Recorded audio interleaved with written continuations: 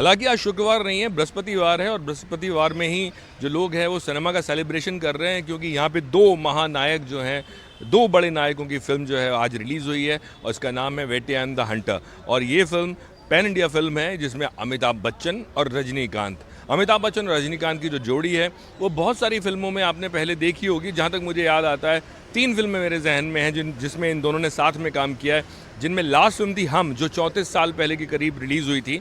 उससे पहले गिरफ्तार और अंधा कानून, ये 3 फिल्मों में इन लोगों ने साथ में काम किया है।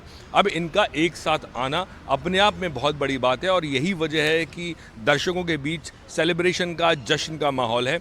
फिल्म देखकर ये लोग निकले थे, हमने कुछ लोगों से बात की, लेकिन अब हमारे साथ हैं ट्रेड एनालिस्ट गिरीश वानखेड़े, जो सुबह 5 बजे का शो देख के आ रहे हैं।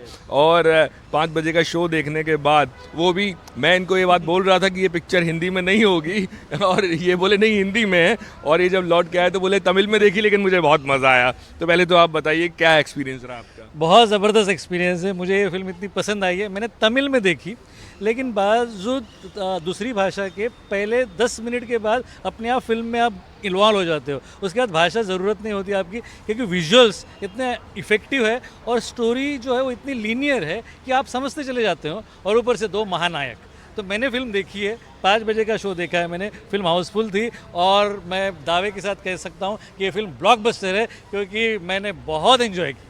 वो कहते हैं ना लोग कि कला जो है वो सरहदों की मोहताज नहीं होती, भाषाओं की मोहताज नहीं होती, तो वही बात आपने की है। तो सबसे पहले तो यही बताइए कि अक्सर जब इस तरह की फिल्में होती हैं और जहां ऐसे बड़े स्टार होते हैं तो एंट्री पे बहुत ज़्यादा जोर दिया जाता है कि जब रजनीकांत साहब की एंट्री होगी तो क्या होगा, जब बच्चन साहब की एंट्री, तो पहले तो एंट्री के बारे में बताइए। सर, जब यहाँ पर रजनीकांत की एंट्री होती है, रजनी सर की एंट्री, तो पूरे थिएटर में लोग चिल्लाते हैं, आवाज़ें करते हैं और सीटियाँ, और मतलब कोशिश ये होती है कि वो उतना शॉट रुक जाए। मतलब इतना आलम था जिस तरीके से रजनी सर की एंट्री हुई। हाँ, अमिताभ बच्चन की एंट्री बहुत रेगुलर रही, बहुत नॉर्मल रही। ये एक मुझे थोड़ी सी असमानता लगी, क्योंकि जिस तरीके से रजनी सर की एंट्री को बिल्टअप किया जाता है और उसके बाद एंट्री होती है और वो कमाल की एंट्री दिखती है, उस तरीके से बिग बी की एंट्री नहीं हुई। बिग बी की नॉर्मल थी, लेकिन क्या है कि दोनों साइड के दो छोरों पे हैं, एक पॉजिटिव साइड पे, एक नेगेटिव साइड पे। तो वो जो टसल है, वो जो क्लैश एकदम स्टार्टिंग से नज़र आता है, उससे एकदम टेम्पो बन जाता है। ओके। अगर एज ए क्रिटिक मैं आपसे पूछूं, critic, as a trade analyst और एज एन ऑडियंस, तो पहले एज ए क्रिटिक बताइए फिल्म के बारे में। एज ए क्रिटिक मैं ये कह सकता हूँ कि फिल्म का फर्स्ट हाफ अमेजिंग है, सेकेंड हाफ में कहीं ना कहीं थोड़ा स्ट्रेच हो जाता है, प्रेडिक्टेबल है थोड़ा सा, लेकिन फिल्म के स्क्रीन प्ले में इतनी ताकत है कि वो आपको बांधे रखता है। इस डायरेक्टर नानावेल ने इसके पहले जो जय भीम की थी उसमें भी वो बात थी, उसमें वो सॉलिड स्टोरी राइटिंग, सूर्या की थी जय भीम, यस, और वो सुपर हिट थी, उसी डायरेक्टर ने की थी। और इसमें भी जो स्टोरी राइटिंग है, जो नैरेटिव है, वो इतना कड़क है कि आप कहीं भी कहीं लचर नहीं होती फिल्म। तो एज अ क्रिटिक मैं कहूँगा कि इस फिल्म को मैं दूंगा 4.5 स्टार 5 में से। वाह, 4.5 स्टार 5 में से। मैंने आज तक 4.5 शायद ही गिन के 4-5 फिल्मों को दिए होंगे पूरे, जब से मैंने रिव्यू करने शुरू किए हैं। अच्छा, दूसरी चीज़, एज ए क्रिटिक होगा, अब as a trade analyst. As a trade analyst मुझे लगता है कि ये फिल्म का सबसे बड़ा ड्रॉबैक ये है कि ये फिल्म नॉर्थ में मल्टीप्लेक्सेस में रिलीज़ नहीं हुई है, और इस फिल्म के मल्टीप्लेक्सेस में रिलीज़ न होने का सबसे बड़ा नुकसान मल्टीप्लेक्स वालों को समझेगा।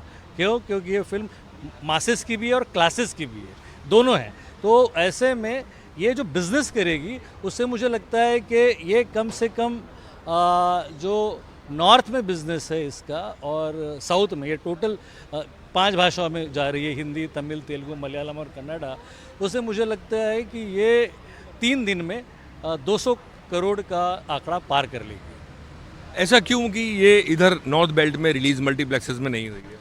वो है ये कि जो साउथ में जो एसोसिएशन है, मल्टीप्लेक्सेस एसोसिएशन का, उसमें जो फिल्म की रिलीज़ होने के बाद की OTT की विंडो है, उस विंडो में 4 वीक की सहमति है, जो वहाँ के मल्टीप्लेक्स एसोसिएशन ने मान लिया है। इसलिए वो वहाँ पे मल्टीप्लेक्स में भी आ रही है और 4 वीक के बाद OTT पे भी आएगी। यहाँ का जो मल्टीप्लेक्स एसोसिएशन है वो कहता है 6 वीक, उनको 6 वीक का, हाँ 6 वीक का विंडो चाहिए। अगर 6 या 8 वीक का विंडो आपने नहीं दिया तो मल्टीप्लेक्सेस उसको रिलीज़ नहीं करता है। तो इसके कारण, इस टसल के कारण ये नॉर्थ में मल्टीप्लेक्सेस में नहीं हुई, सिर्फ सिंगल स्क्रीन्स या नॉन नेशनल मल्टीप्लेक्सेस जो है, जो 4 नेशनल मल्टीप्लेक्सेस यानी कि पीवीआर, आइनॉक्स, उसके बाद मिराज और सिनेपोलिस, इन 3 नेशनल चेन को छोड़ के बाकी सारी नॉन नेशनल चेन्स और साथ ही साथ सिंगल स्क्रीन्स में ये सब जगह रिलीज़ हुई है।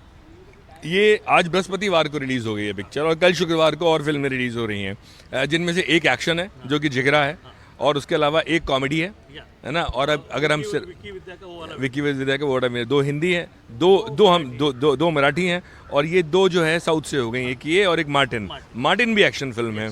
तो इनमें से कंपटीशन इस फिल्म को कौन सी फिल्म दे सकती है? ये फिल्म इतनी बड़ी है जहाँ पे 2 देश के, क्या दुनिया के सबसे बड़े सुपरस्टार्स हैं, अमिताभ बच्चन और रजनीकांत, इनके कंपटीशन में कोई फिल्म ही नहीं है। मैं ये कहूँगा कि 6 फिल्म है। अगर आप मार्टिन की बात करें, जो कन्नड़ा फिल्म है, जो तमिल, तेलुगु, हिंदी और बाकी लैंग्वेजेस में हो रही है, उसके अलावा 2 मराठी है, एक फुलवंती है और दूसरी एक नंबर है। एक नंबर आज ही रिलीज़ हो गई है, फुलवंती कल रिलीज़ हो गई। 2 हिंदी जो है उसमें जिगरा है और विक्की विद्या का वो वाला वीडियो। तो इन सारी फिल्मों से परे है ये फिल्म, क्योंकि ये 2 सुपरस्टार्स की फिल्म है। नानावेल ने डायरेक्ट की हुई फिल्म, इसने जय भीम की थी, 2 सुपरस्टार्स, उसका स्टोरी इतनी कड़क, ऑलरेडी अनिरुद्ध का म्यूज़िक सुपरहिट है और जेलर के बाद फिर से ये कैची सॉन्ग्स है। तो ये जो कॉम्बिनेशन है, ये कोई कॉम्पिटिशन के परे है, ये सारा, ये कंपटीशन के ऊपर है, इसका कोई कंपटीशन नहीं। जो मुझे लगता है कि ये सुपर डुपर हिट है और बाकी फिल्में जो कॉम्पीट कर रही है या कंपटीशन करने वाली भी है, वो इसके सामने टिक नहीं पाएगी। देखिए, एक बड़ा एक ऑब्जर्वेशन है मेरा, जो मैं पिछले 1-2 साल से देख रहा हूँ कि एक्शन में आप पहले किसको, सलमान खान को आप जानते थे या और एक्टर्स हैं, अक्षय कुमार को आप जानते थे। पिछले 2-3 साल से मसला थोड़ा बदल गया। एक तो जितने भी जो पुराने एक्टर्स हैं, जो लेजेंडरी एक्टर्स हैं, Kamal Haasan, Vikram, yes, come back है विक्रम, अगेन एक्शन है ना। उसके अलावा शाहरुख खान, जवान, पठान, उसके बाद है ना, जेलर, ठीक है। अब ये, और ये भी इसमें भी अमिताभ बच्चन, कल्कि में अमिताभ बच्चन का एक्शन। तो मजे की बात है कि जितनी भी ये फिल्में हैं, इन सब में एक सुपरस्टार्स जो जिन्होंने 70 के दशक में कभी शुरू किया था, वो सब बाजी मार रहे हैं। और जो आज के एक्टर्स हैं, शाहरुख खान को हम मिड उसमें ला सकते हैं, लेकिन जो आज के एक्टर हैं, यंग जनरेशन है, उनसे कहीं ज़्यादा बेहतर एक्शन ये लोग कर रहे हैं। तो मेरे ख्याल में जो ऑडियंस है, वो अपने जो जितने भी एक्टर्स हैं पुराने, जिनको लाइक करते थे, चाहे वो शाहरुख हैं या अमिताभ बच्चन है, इन सब का एक्शन दोबारा देखना चाहती हैं कल्कि देखने के बाद और जवान पठान देखने के बाद, लगता है। यस, क्योंकि वो सुपरस्टारडम जो उन्होंने पाया है और इन सुपरस्टार जो स्टाइल है, जो ऑरा है, वो अभी तक कहीं किसी के पास नहीं है। अभी मैं जब फिल्म देख रहा था तो इसमें अभी भी रजनीकांत सर का जो गॉगल और चश्मा पहनने का स्टाइल है, उनका वो एक रिकॉर्डर होता है उसको फेंकने का स्टाइल है, और उसके बाद बात करने का स्टाइल, चलने का स्टाइल, वो जो स्वैग है वो कमाल है।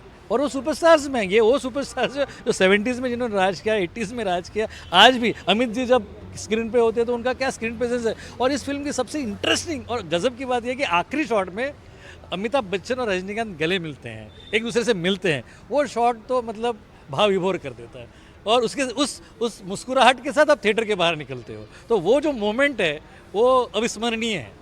चलिए, ये तो बात हो गई जो ऑरा है, लेकिन जाते जाते जो मैं आपसे पूछना चाहूँगा कि ये जो बाकी फिल्में हैं, इनमें से आपको कौन सी फिल्म लगती है जो आपको लगता है कि हाँ, थोड़ा बिजनेस सिनेमा जगत को देके जाएगी, थोड़ा अपना दम खम दिखा पाएगी या नाम बना पाएगी? इससे मुझे लगता है कि विक्की विद्या का वो वाला वीडियो थोड़ा बहुत बिजनेस कर पाएगी। जो जिगरा है उसका बज़ नहीं बन पाया है, और बाकी फुलवंती और एक नंबर से भी कुछ ज़्यादा उम्मीदें हैं नहीं, मार्टिन से भी उम्मीदें नहीं है। जो भी अगर कुछ बिजनेस हुआ तो थोड़ा सा जिगरा होगा, थोड़ा सा विक्की विद्यावाला का वो वाला वीडियो होगा, लेकिन जो बाजी मार के ले जाएगा वो वेट्टायन द हंटर होगा। बहुत बहुत शुक्रिया बात करने के लिए। Thank you very much. तो ये थे गिरीश वानखेड़े, वेट्टायन के बारे में इन्होंने बात की। और फिल्म अभी लंबा वीकेंड है, थर्सडे फ्राइडे छुट्टियों का माहौल है, लोग घर से बाहर निकलेंगे, फिल्म देखेंगे।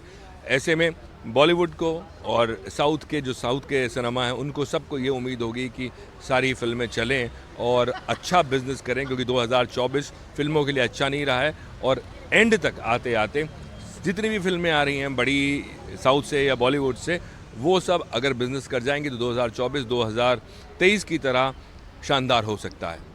मुंबई से प्रशांत सिसोदिया, एनडीटीवी इंडिया के लिए।